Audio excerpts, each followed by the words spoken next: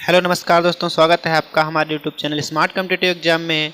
जैसा कि आप सभी लोगों को पता है कि हमारे इस चैनल पर आने वाले एग्जाम जैसे यूपी लेखपाल, यूपी एसआई, यूपी पुलिस या यूपी जेल वार्डन फायरमैन और बीईओ, खंड शिक्षा अधिकारी and UP BEd entrance exam आदि सभी एग्जामों के लिए हमारे इस चैनल पर प्रैक्टिस सेट व टॉपिक वाइज तैयारी कराई जाती है। तो आज सामान्य ज्ञान जीके का छठा प्रैक्टिस सेट है। इससे पहले हमारे 5 प्रैक्टिस सेट हो चुके हैं। अगर आपने अभी तक वो प्रैक्टिस सेट नहीं देखे हैं तो हमारे चैनल की प्लेलिस्ट में जाकर वहाँ सभी वीडियो डाल दिए गए, आप जाकर देख सकते हैं।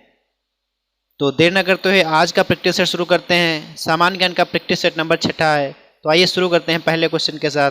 पहला क्वेश्चन दिया गया है, महात्मा गांधी ने करो या मरो का मंत्र किस आंदोलन के समय दिया? महात्मा गांधी ने करो या मरो मंत्र या नारा यहाँ पर लिख सकते हैं। महात्मा गांधी ने करो या मरो का नारा किस आंदोलन के समय दिया था? ऑप्शन दिए गए हैं, असहयोग आंदोलन, सविनय अवज्ञा आंदोलन, व्यक्तिगत सत्याग्रह या भारत छोड़ो आंदोलन। तो बताइए इसका राइट आंसर क्या हो जाएगा। फटाफट कमेंट करिए और बताइए इसका राइट आंसर क्या हो जाएगा। यहाँ पर इसका जो राइट आंसर हो जाएगा वो हो जाएगा ऑप्शन नंबर डी, भारत छोड़ो आंदोलन। भारत छोड़ो आंदोलन करो मरो का नारा जो है भारत छोड़ो आंदोलन के समय दिया था।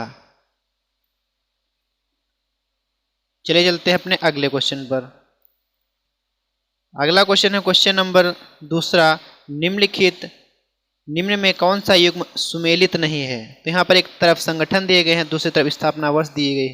तो यहाँ पर आपको बताना है कौन संगठन की स्थापना कब हुई है।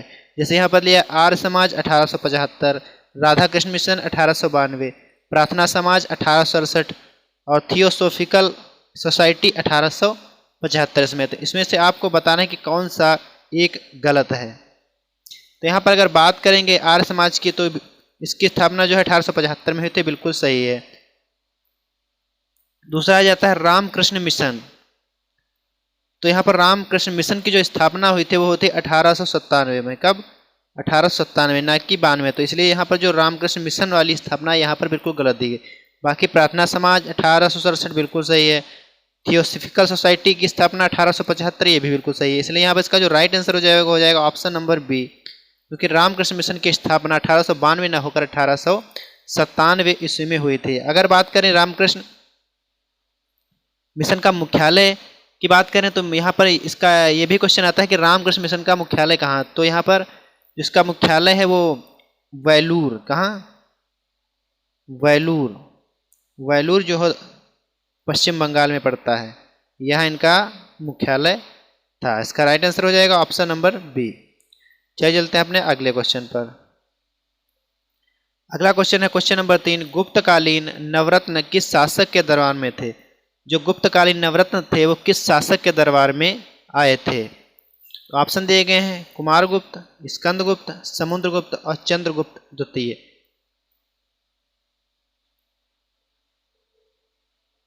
तो यहाँ पर जो इसका राइट आंसर हो जाएगा वो हो जाएगा ऑप्शन नंबर डी, चंद्रगुप्त द्वितीय। तो यहाँ पर इसका राइट आंसर हो जाएगा क्वेश्चन नंबर 3 का ऑप्शन नंबर डी, बिल्कुल सही हो जाएगा।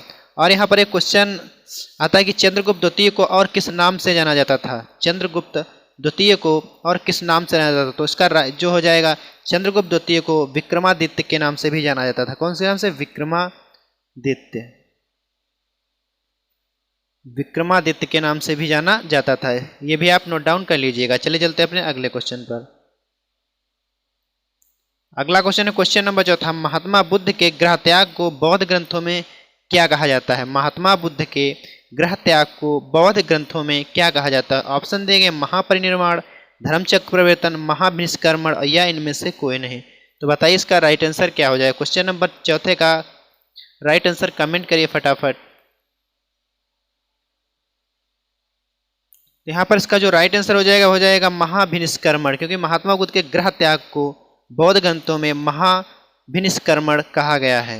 अब बात करें महात्मा बुद्ध के गृह त्याग की तो इन्होंने 29 वर्ष की अवस्था में 29 वर्ष की अवस्था में इन्होंने घर त्याग कर दिया था, 29 वर्ष की अवस्था में। तो ये भी आपको ध्यान रखना होगा, इसको भी आप नोट डाउन कर लीजिएगा। चलिए चलते हैं अपने अगले क्वेश्चन पर। अगला क्वेश्चन है क्वेश्चन नंबर 50। सांची के स्तूप का निर्माण किसने कराया था? सांची के स्तूप का निर्माण किसने कराया था? ऑप्शन दिए गए हैं चंद्रगुप्त मौर्य, बिंदुसार, अशोक या कनिष्क। क्वेश्चन नंबर 5वें का राइट आंसर कमेंट करिए।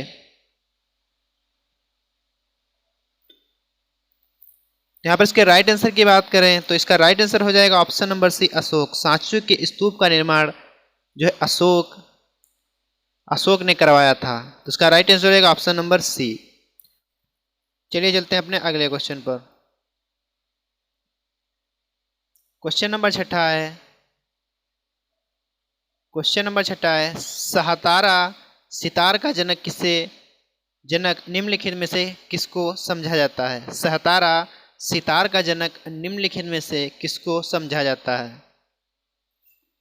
ऑप्शन दिए गए मियां तानसेन, बैजू बावरा, अमीर खुसरो या बड़े गुलाम अली खां।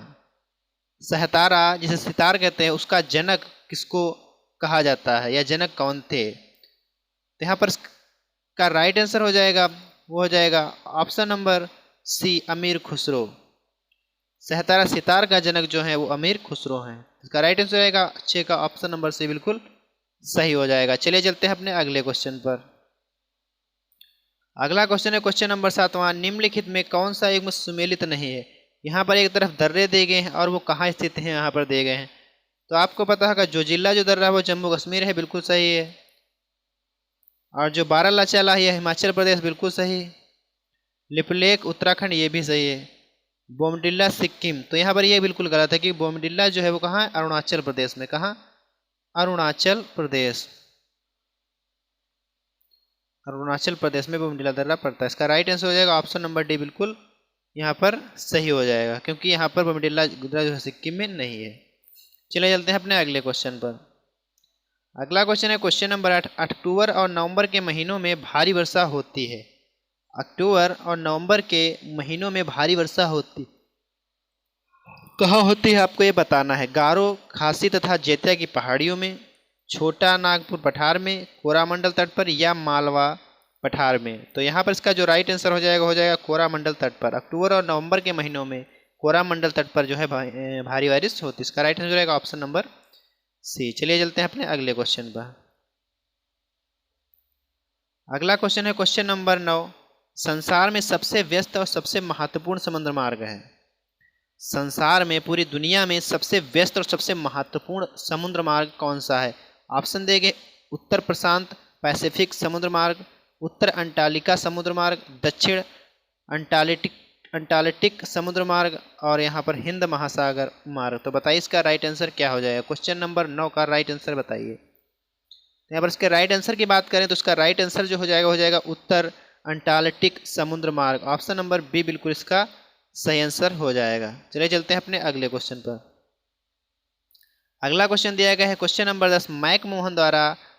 मैकमोहन रेखा द्वारा अलग किए जाने वाले देश हैं। मैकमोहन रेखा किन किन देशों के बीच है ये आपको बताना है। ऑप्शन देंगे अफगानिस्तान पाकिस्तान, बांग्लादेश भारत, चीन और भारत या पाकिस्तान और भारत।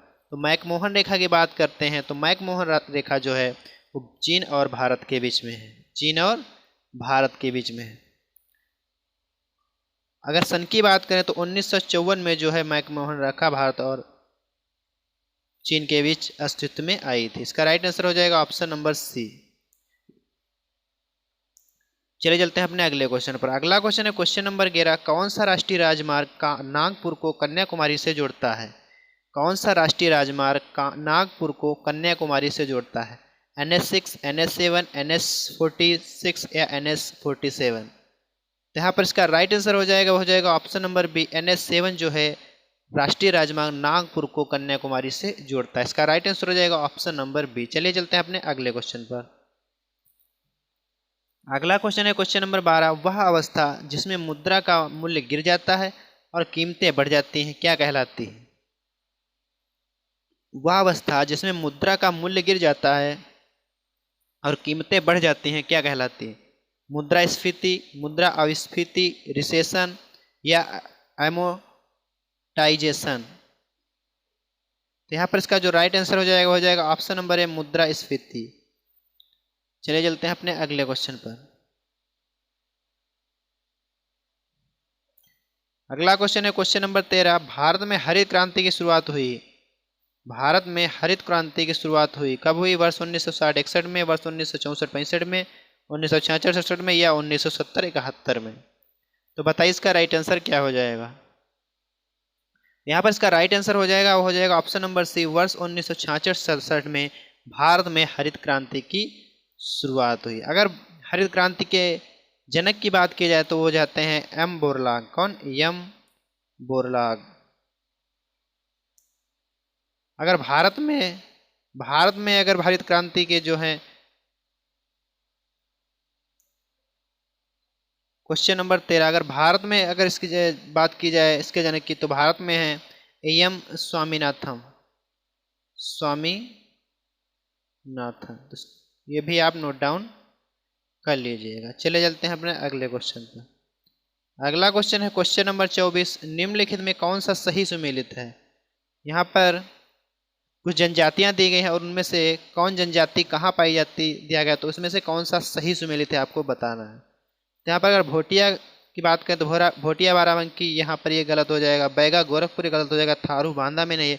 बुक्सा जो है ये बिजनौर की जनजाति है, तो ये बिल्कुल इसका ऑप्शन नंबर सी जो है, ऑप्शन नंबर सॉरी बी जो है 24 का बिल्कुल सही आंसर हो जाएगा। चलिए चलते हैं अपने अगले क्वेश्चन पर। अगला क्वेश्चन है क्वेश्चन नंबर 25। उत्तर प्रदेश में प्रथम विकलांग, यहाँ पर देखिए उत्तर प्रदेश में प्रथम विकलांग विश्वविद्यालय कहाँ स्थापित किया गया? कानपुर में, लखनऊ में, चित्रकूट में या बांदा में। बताइए इसका राइट आंसर क्या हो जाएगा। क्वेश्चन नंबर 25 का राइट आंसर बताइए।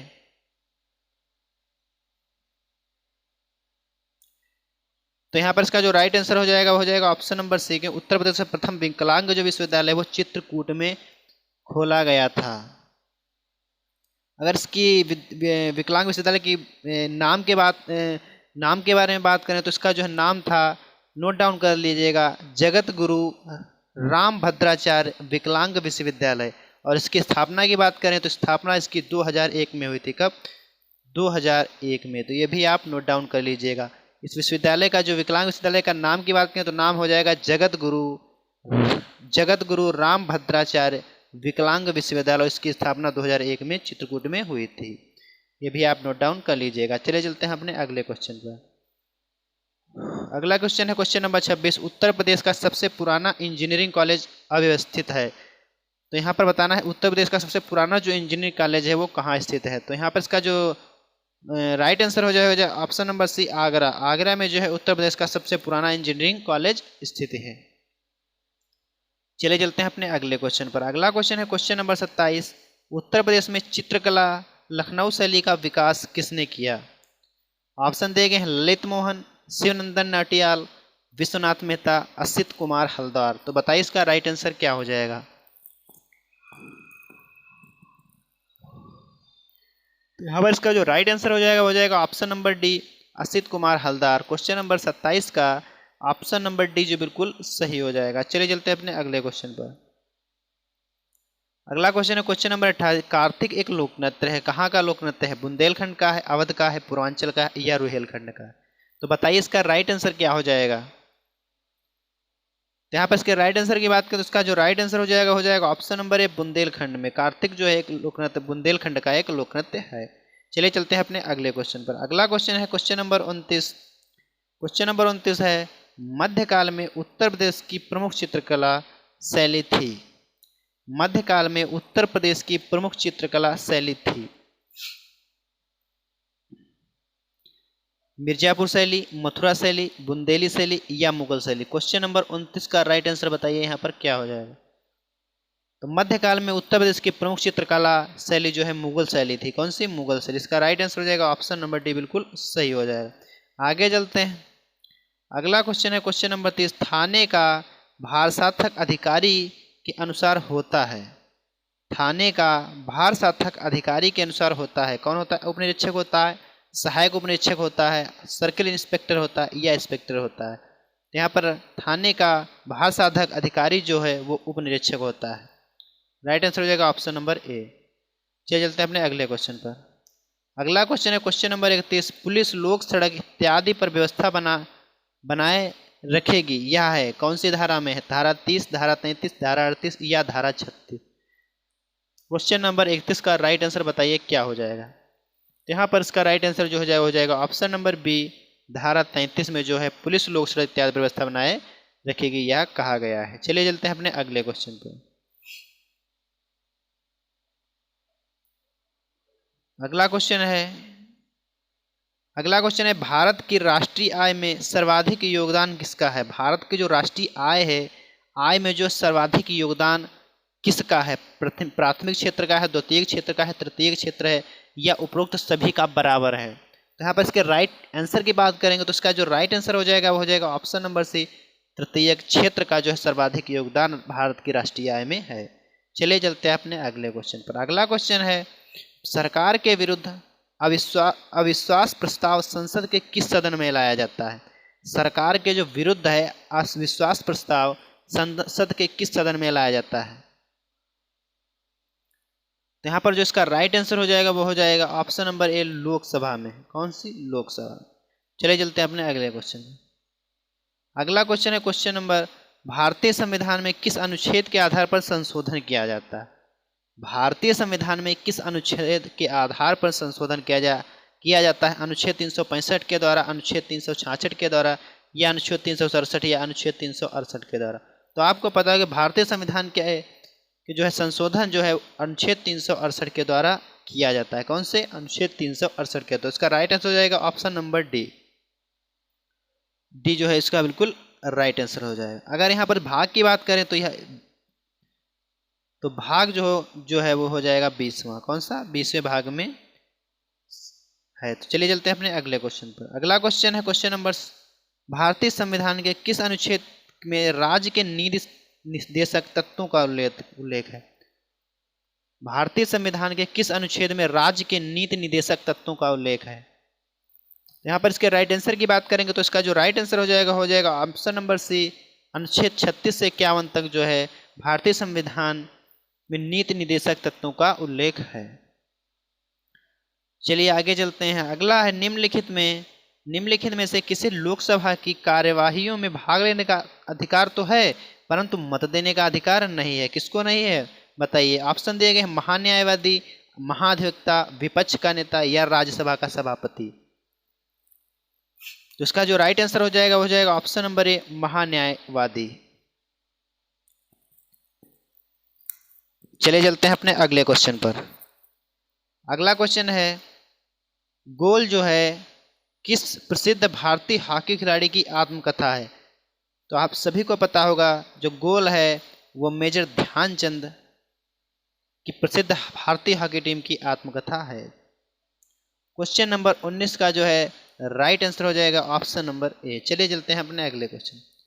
अगला क्वेश्चन है क्वेश्चन नंबर, संविधान के किस अनुच्छेद के तहत जीएसटी परिषद का गठन हुआ?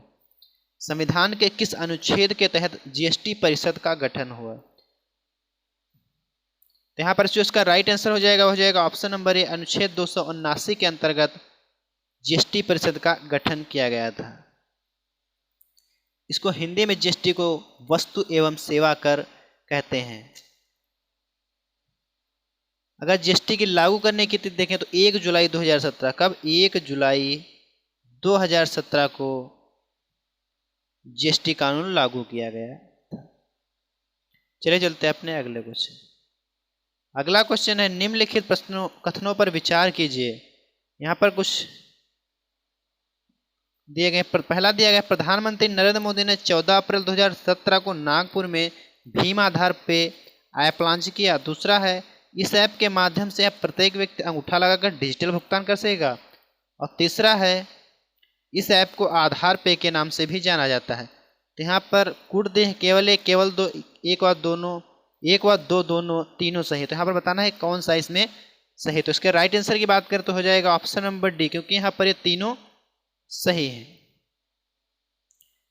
चलिए चलते हैं अपने अगले क्वेश्चन पर। अगला क्वेश्चन है क्वेश्चन, मिस्र की राजधानी एवं मुद्रा का नाम बताइए। मिस्र की राजधानी एवं मुद्रा का नाम बताइए। तो मिस्र की जो राजधानी हो जाएगी वो हो जाएगी काहिरा। यहाँ की मुद्रा की बात करें तो यहाँ पर हो जाएगा पाउंड। तो इसका जो पहला वाला बिल्कुल जो है सही आंसर हो जाएगा। तो आज का प्रैक्टिस सेट यहीं पर समाप्त होता है। अगर आपको हमारा वीडियो अच्छा लगता है तो प्लीज़ वीडियो को लाइक कर दीजिएगा और कमेंट में आप जरूर बताइए कि आज के प्रैक्टिस सेट में आपके कितने क्वेश्चन सही हुए हैं, तथा अगर इसी तरह के प्रैक्टिस सेट रोज़ हमारे चैनल पर दिए जाते हैं, अगर इसी तरह के आप प्रैक्टिस सेट पाना चाहते हैं, तैयारी में जो है अपनी तैयारी अच्छी करना चाहते हैं, तो हमारे चैनल को प्लीज़ सब्सक्राइब कर दीजिएगा, बेल आइकन प्रेस कर दीजिएगा, जिससे आने वाले वीडियो का नोटिफिकेशन सबसे पहले आपको मिल जाएगा। तो आज का वीडियो समाप्त करते हैं, कल मिलते हैं, तब तक के लिए टेक केयर, बाय बाय, जय हिंद, जय भारत।